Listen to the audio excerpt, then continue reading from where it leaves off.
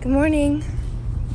This morning I wanted to talk more about Kegels because I'm realizing more and more that this is still something that a lot of people don't understand, and maybe it's because they're new to my page. Maybe I haven't shared about it enough.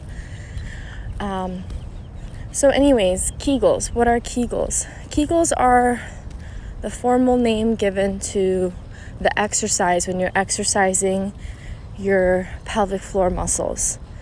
Just like one would call a bicep curl when you're exercising your biceps, Kegels are when you're exercising your pelvic floor. So when you see things on my page like what type of Kegel, and this is why I don't even like to use the word Kegel, but it gets so many people's attention because they seem to think they know what a Kegel is. And this is not just online. This is not just on my Instagram. This is with patients. This is with my clients, women that come to me that I end up working with.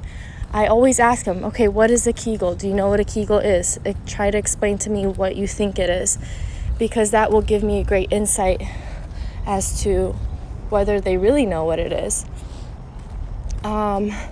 So just like you would call a bicep curl, a Kegel is the exercise we call for the pelvic floor.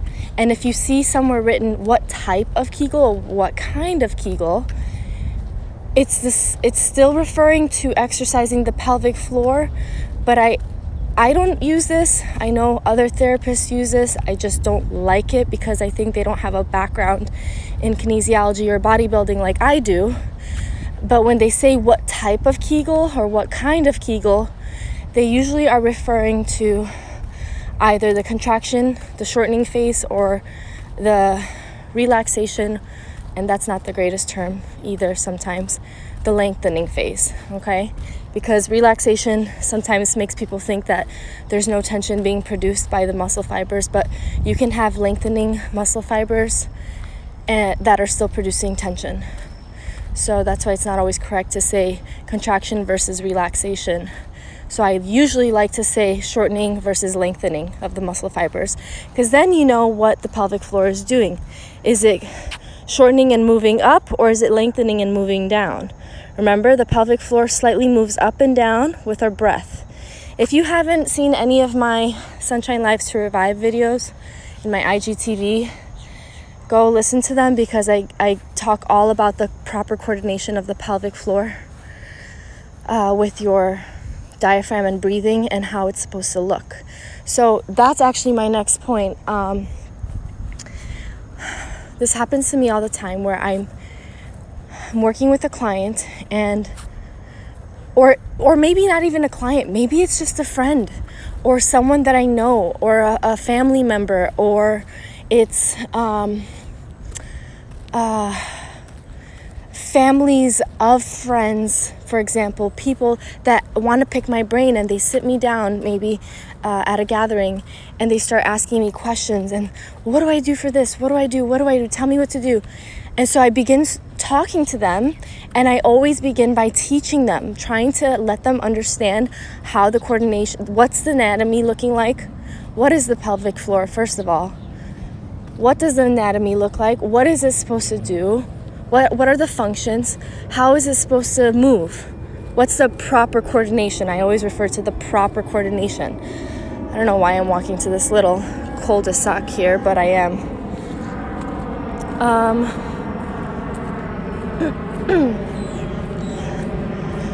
So I begin like that, but it's like they get impatient and they don't want to actually listen to the explanation of what I'm explaining. They don't want to hear the education. And then they keep trying to hurry and rush me, tell me what to do. And then I have to stop them. And I'm saying this so that anyone listening can understand a little bit more about how pelvic therapists work and how just therapists in general work. I gotta go, this guy's gonna kick me off. Oh, I feel like Dr. Hunt right now. They're coming after me, they're gonna kick me out. all the pesticides and All the pesticides in the grass. Uh-oh. Is he gonna come and attack me? Hi, puppy. Is he friendly? You guys know that I'm not the biggest dog fan. I'm kind of nervous around dogs off leashes, but now I own a dog, so I've become more understanding of them. Hi, puppy. Come on, let's go. Hey, come on. She's right here. She's coming.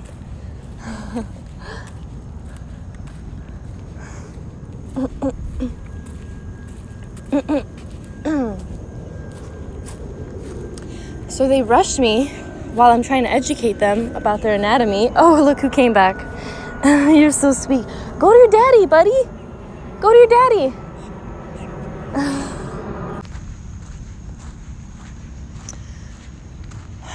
So if you are ever working with a pelvic therapist or just an occupational therapist or a physical therapist and they are trying to explain something to you, there's a reason for it. There's a reason. And the reason I do it is because I've seen that if people don't understand the why, and sometimes if I don't get detailed, and I understand this because I myself am high context, like I need details, I need to know the why.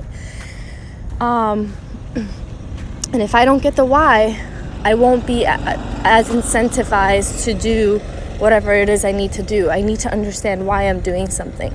Just like I've never done a keto diet, or I've never even been on a ketosis journey before until meeting this doctor that I now work with, Dr. Hunt, in preparation for babies, for detoxing my body so that I can have bigger, better, faster, stronger babies.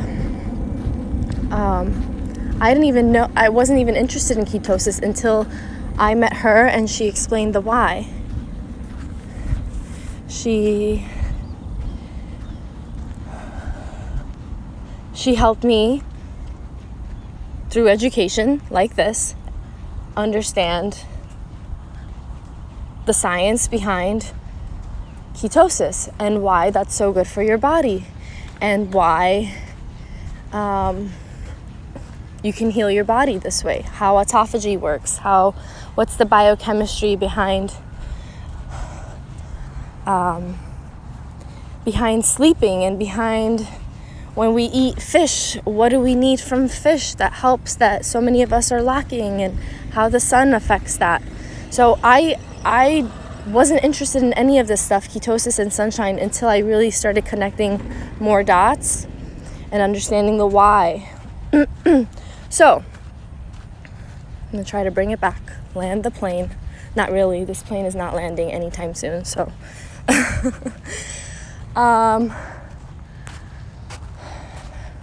so if you're ever with a therapist and they're explaining, there's a reason. It's important. They want you to understand why you're doing what you're doing.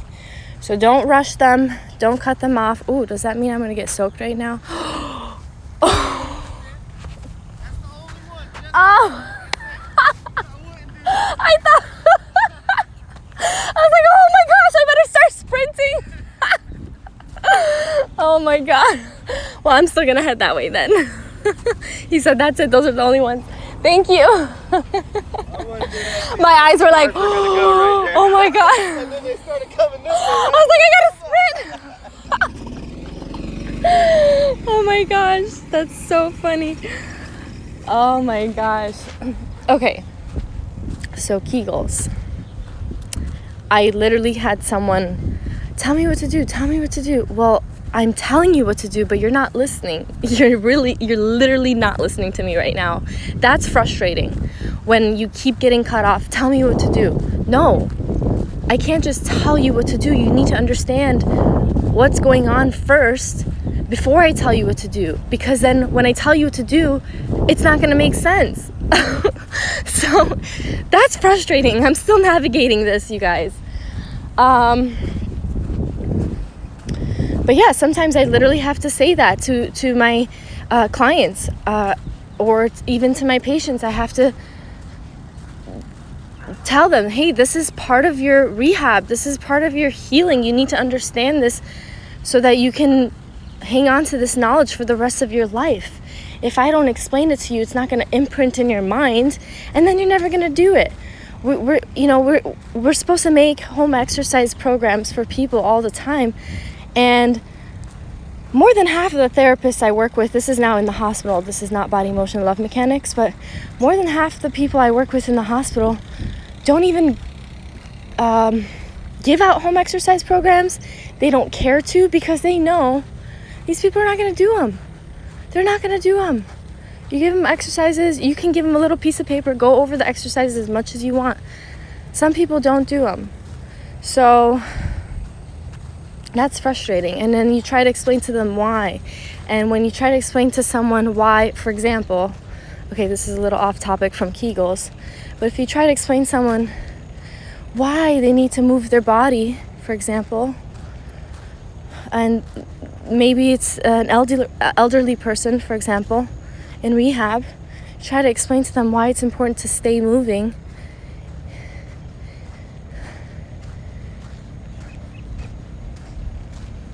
Sometimes they acknowledge it, and it appears as though they are receptive to the information, but then when they go home, they don't do anything, and then they end up coming back. And we know this. These are the people we call frequent flyers, or I don't know how they refer them. Frequent flyers or frequent fallers, I guess. I don't know. We have terms. They're not great. But these are people that don't do what they're prescribed. These are people that they go to an allopathic doctor, they get an allopathic medicine, and they're fine with that. And they go home and they pop pills. Do they move their body? No, because doctor didn't tell me to. But the therapist tells you to. Do they listen? No. So it's frustrating. It's very frustrating. This is another reason why I'm so happy I broke away and started working for myself and studying pelvic therapy and pelvic floor rehabilitation and women's postpartum rehabilitation, because I want to work with women that want to put in the work, that are willing to put in the work. Okay, Kegels. Bringing it back, Kegels. So if a therapist asks you, or if you're talking to someone or you're reading something and they say what type of Kegels, all that refers to is it moving up or is it moving down? So I don't use that word Kegels because people usually think moving up and contracting.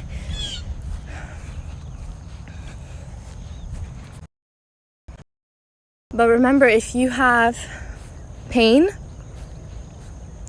or you know that you have a hypertonic pelvic floor, you shouldn't be doing Kegels, because that's just contracting the pelvic floor even more.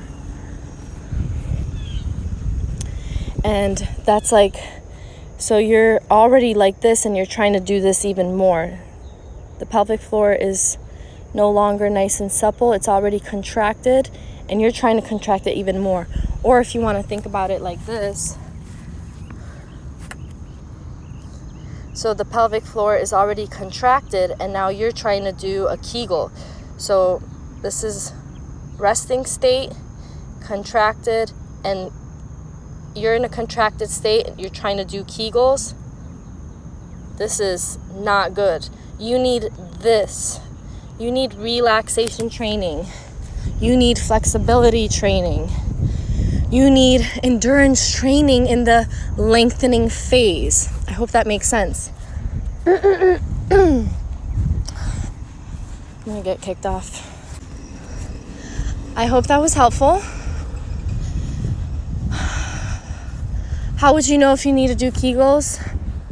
Well, if you know for sure that you have a hypotonic pelvic floor, a hypotonic is lax, loose, inhibited muscles that are not activating, Kegels would be great for you. If you have stress urinary incontinence, that is, you sneeze and you leak or you pee, or you're running, you're jumping, and you're leaking urine, That's called stress urinary incontinence because there's stress that builds up, or not stress, there's pressure that builds up in the abdominal cavity. I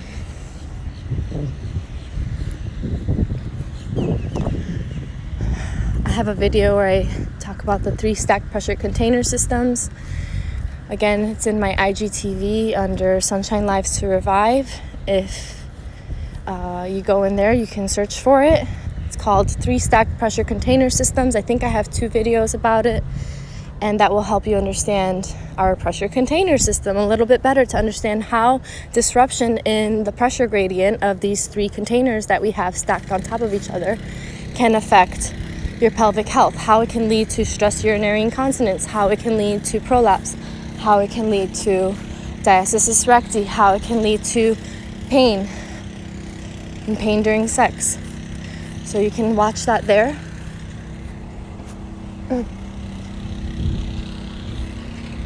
There's so much activity today, maybe because it's Friday. Look at the pesticides, guys. No masks though. Is that water or pesticides? Probably pesticides.